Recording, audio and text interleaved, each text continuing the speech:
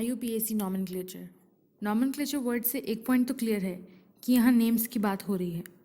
अगर हम इंसानों के नाम की बात करें तो उसका एक फिक्स फॉर्मेट होता है। जैसे कि इन जनाब का नाम है किंग लुइस 16। अब इनका नाम 16 किंग लुइस तो नहीं लिख सकते, ये गलत होगा। तो सही तरीके से नाम लिखने के लिए एक फिक्स फॉर्मेट फॉलो करना पड़ेगा, जहाँ किंग एक प्रीफिक्स है, लुइस एक नेम और 16 एक सफिक्स है।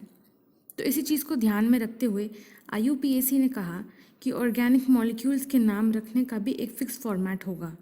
इसमें 5 एलिमेंट्स होते हैं: secondary prefix, primary prefix, word root, primary suffix और सेकेंडरी सफिक्स। अब मॉलिक्यूल्स को बनाने के 3 तरीके होते हैं: कंडेंस स्ट्रक्चर, लुइस स्ट्रक्चर और लाइन स्ट्रक्चर। IUPAC नेमिंग में लाइन स्ट्रक्चर सबसे ज़्यादा काम की चीज़ होती है। अब क्वेश्चंस अक्सर कंडेंस्ड फॉर्म में या लुइस फॉर्म में होते हैं, तो इन्हें लाइन स्ट्रक्चर में कन्वर्ट करना आना चाहिए। तो चलो सबसे पहले यही सीख लेते हैं कि लाइन स्ट्रक्चर कैसे बनाया जाए। अब ये एग्जाम्पल देखें, इसमें 4 कार्बन एटम्स हैं। इसे कहते हैं कंडेंस्ड फॉर्म। अब अगर इसे फैला के लिख दिया जाए ऐसे, तो ये बन गया लुइस फॉर्म। इसमें हर एक कार्बन एटम के 4 बॉन्ड्स दिख रहे हैं। अब इस मॉलिक्यूल को ऐसे बनाया जाए तो ये हो गया लाइन स्ट्रक्चर। इसमें हर एक कोना एक कार्बन एटम रिप्रेजेंट करता है। इस स्ट्रक्चर में हाइड्रोजन एटम्स नहीं दिखाए गए हैं, क्योंकि अगर हाइड्रोजन एटम्स भी डाले गए तो ये स्ट्रक्चर बड़ा ही कॉम्प्लिकेटेड हो जाएगा। तो इसे सिंपल रखने के लिए हाइड्रोजन एटम्स नहीं दिखाए जाते हैं। तो ये है IUPAC नॉमेनक्लेचर का फॉर्मेट। और यहाँ वर्ड रूट होता है पेरेंट चेन के लिए। प्राइमरी प्रीफिक्स होता है साइक्लिक या एसाइक्लिक कंपाउंड्स के लिए। प्राइमरी सफिक्स होता है सैचुरेटेड या अनसैचुरेटेड कंपाउंड्स के लिए। सेकेंडरी प्रीफिक्स होता है सब्स्टिट्यूएंट्स और लोकेंट्स के लिए। और सेकेंडरी सफिक्स होता है फंक्शनल ग्रुप्स के लिए। अब इन सभी टर्म्स को एक एक करके समझते हैं। तो शुरुआत करते हैं पेरेंट चेन से। यहाँ चेन का मतलब है कार्बन एटम्स की चेन। जैसे कि इस एग्जाम्पल में 3 चेन्स दिखाई गई है, एक 7 कार्बन एटम की, एक 6 कार्बन एटम की और एक 4 कार्बन एटम की। अब इन तीनों में से कोई एक चेन ही पेरेंट चेन होगी। तो पेरेंट चेन ढूंढने के लिए इन 3 कंडीशंस का होना ज़रूरी है। वो चेन लॉन्गेस्ट होनी चाहिए, कंटिन्यूस होनी चाहिए और कार्बन एटम्स की चेन होनी चाहिए। अब इन तीनों में से ये चेन लॉन्गेस्ट है, क्योंकि ये 7 कार्बन एटम्स से बनी हुई है। बाकी की दोनों चेन्स लॉन्गेस्ट नहीं हैं। नेक्स्ट, कंटिन्यूस चेन से मतलब ये है कि अगर कार्बन एटम्स को हाईलाइट करना शुरू किया जाए तो उस पूरे हाईलाइटेड रीजन में एक भी ब्रेक ना आए। जैसे कि इस एग्जाम्पल में ये सही है और ये गलत है, क्योंकि इस एग्जाम्पल में बीच में एक ब्रेक आ रहा है, इसलिए ये कंटिन्यूस नहीं हुआ। जबकि यहाँ एक भी ब्रेक नहीं आया है पूरे हाईलाइटेड रीजन में। तो इस एग्जाम्पल में इन तीनों चेन्स के हाइलाइटेड रीजन्स में एक भी ब्रेक नहीं है, यानी कि ये तीनों कंटिन्यूअस हुई। And last is carbon chain. यहाँ चेन सिर्फ कार्बन एटम्स की होनी चाहिए।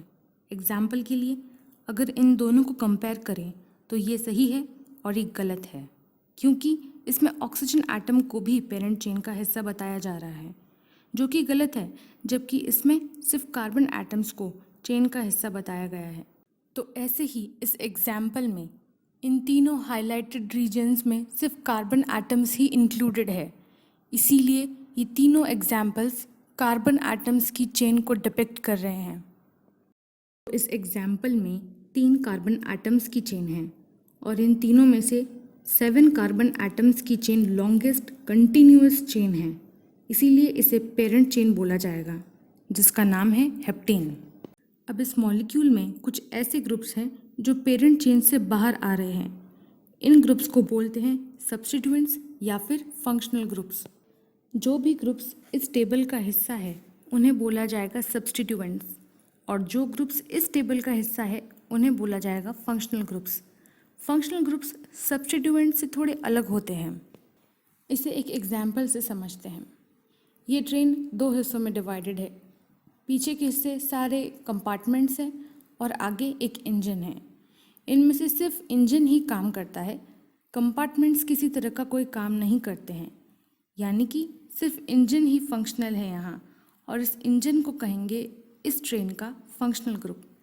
इसी तरह से ये एक मॉलिक्यूल है जिसमें 7 कार्बन एटम्स हैं और इससे एक ही फंक्शनल ग्रुप जुड़ा हुआ है। यहाँ OH एक फंक्शनल ग्रुप है जिसे कहते हैं अल्कोहल। इस मॉलिक्यूल में रिएक्शंस किस तरह से होगी, क्या केमिकल प्रॉपर्टीज़ रहेगी, क्या फिजिकल प्रॉपर्टीज़ रहेगी, ये सब ये अल्कोहल ग्रुप यानी कि ये फंक्शनल ग्रुप ही डिसाइड करता है। बचा हुआ मॉलिक्यूल का हिस्सा कोई खास प्रॉपर्टी नहीं देता है मॉलिक्यूल को, यानी कि इस मॉलिक्यूल का सबसे ज़्यादा काम ये OH ग्रुप यानी कि ये फंक्शनल ग्रुप ही कर रहा है। और ध्यान रहे, जिस तरह से हर ट्रेन के पास एक ही इंजन होता है, वैसे ही हर मॉलिक्यूल के पास एक ही फंक्शनल ग्रुप होता है।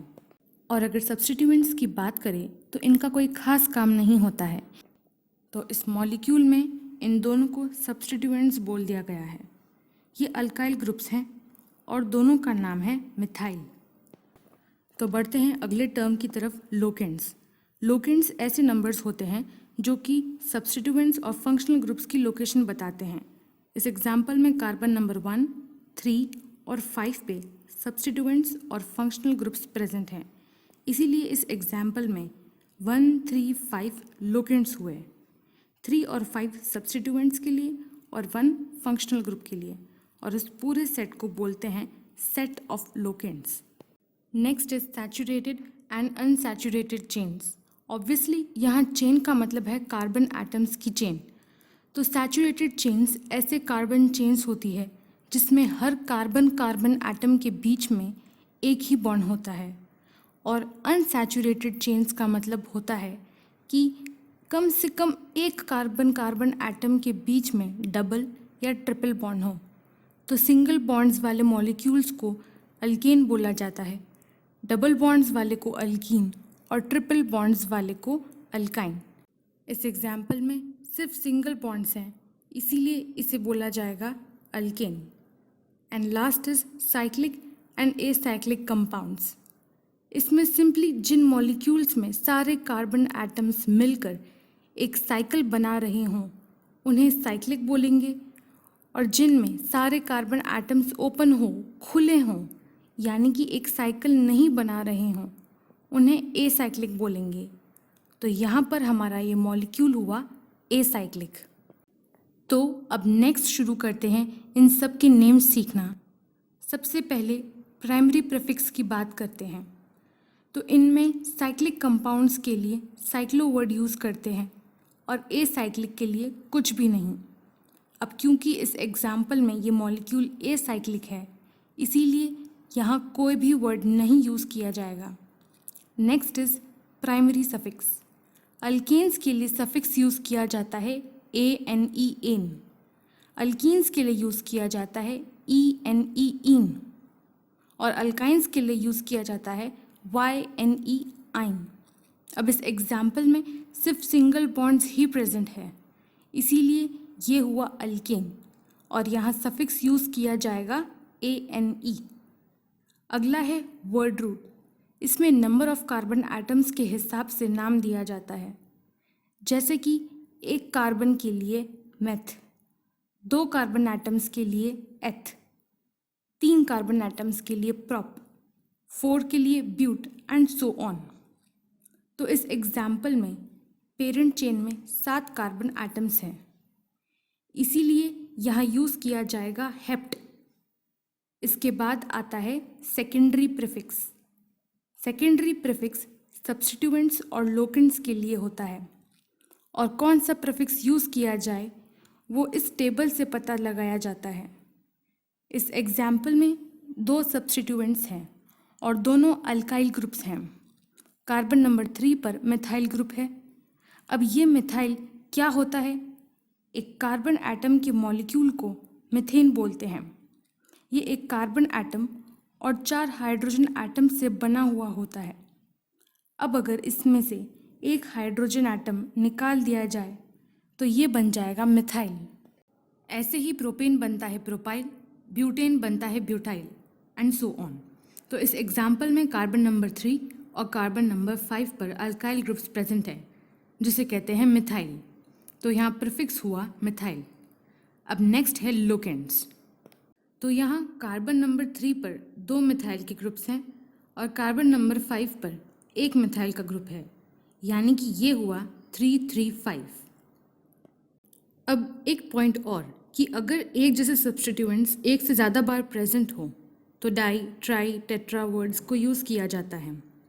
अब क्योंकि ये मिथाइल के 3 ग्रुप्स हो गए हैं, इसीलिए यहाँ वर्ड यूज़ किया जाएगा ट्राई।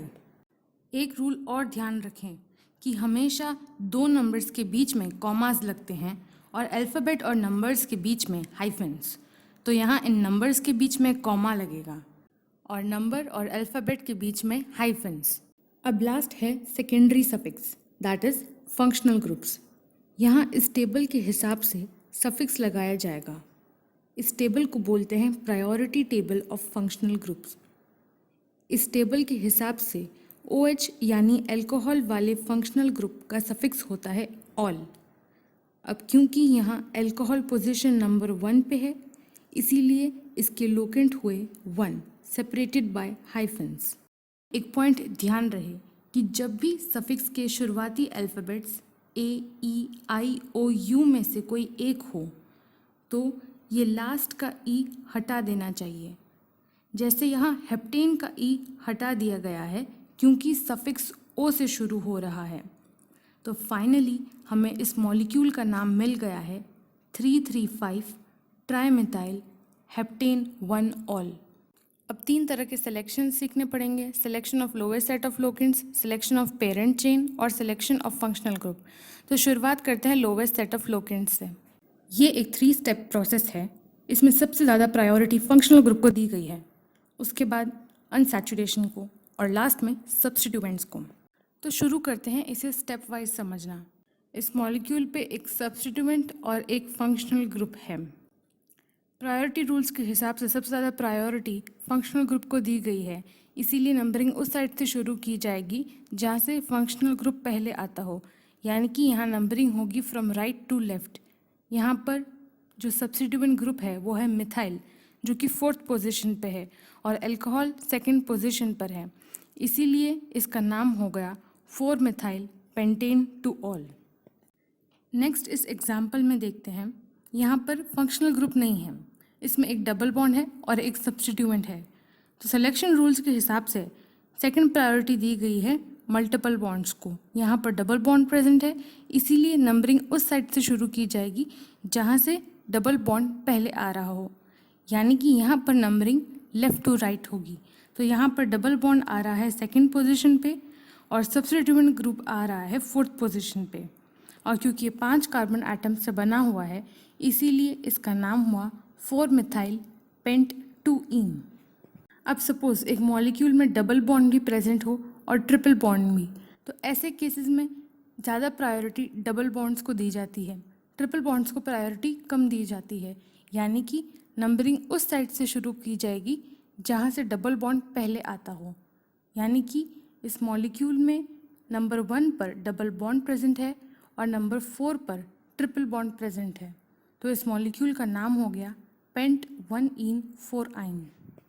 अब लास्ट में अगर किसी मॉलिक्यूल में ना ही फंक्शनल ग्रुप हो और ना ही मल्टीपल बॉन्ड्स, तो ऐसे में नंबरिंग उस साइड से शुरू की जाएगी जहाँ से पहले सब्स्टिट्यूएंट ग्रुप आ रहा हो। यहाँ पर सब्स्टिट्यूएंट ग्रुप पोजीशन नंबर 2 पर आ रहा है, तो यहाँ पर इस मॉलिक्यूल का नाम हो गया 2-मिथाइल हेक्सेन।